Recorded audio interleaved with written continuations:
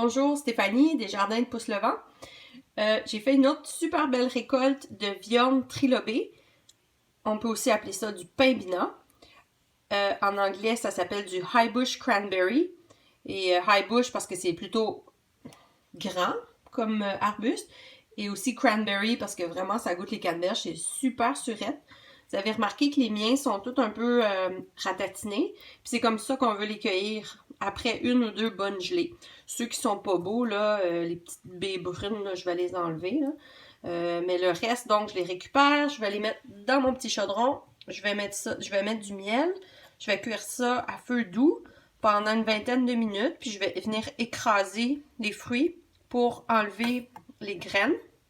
Là, on voit que ça fait des graines quand même assez grosses, là, comme ça. Puis ça, vous pouvez essayer de les faire germer puis les faire pousser pour faire d'autres arbustes. Moi, je vais faire ça. Donc, je vais sortir les semences. Donc, ça prend du miel ou on peut mettre la compote de pommes à la fin ou on peut faire comme un coulis avec ça. Ah, j'ai oublié de dire aussi à la fin, je vais passer le tamis. Donc, ça va vraiment faire comme un coulis, là. Qu'on peut mettre dans du yogourt ou dans du gruau. On peut même congeler ça puis faire fondre plus tard dans une tasse d'eau chaude. Puis ça peut être très réconfortant puis très nourrissant. Qu'est-ce que je voulais dire d'autre donc sur les pimbina? On les trouve partout en bord de route, je dirais, là, à la campagne. Et puis, ça donne des très, très jolies fleurs comme arbuste, des belles grappes de fleurs blanches. C'est super joli. C'est très rustique aussi. Et puis, voilà, je pense que c'est ce que je voulais vous dire sur la viande.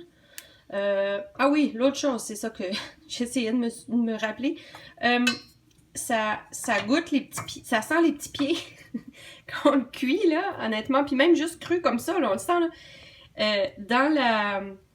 En œnologie, là, pour le vin, on dirait que ça sent le vieux cuir. Moi, je trouve que ça sent les petits pieds.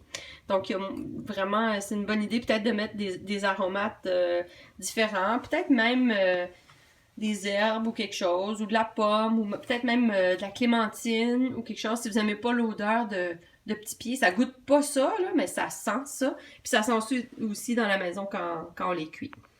Alors voilà, mais c'est quand même un super bel aliment nordique qui est à valoriser et à utiliser. Bonne soirée!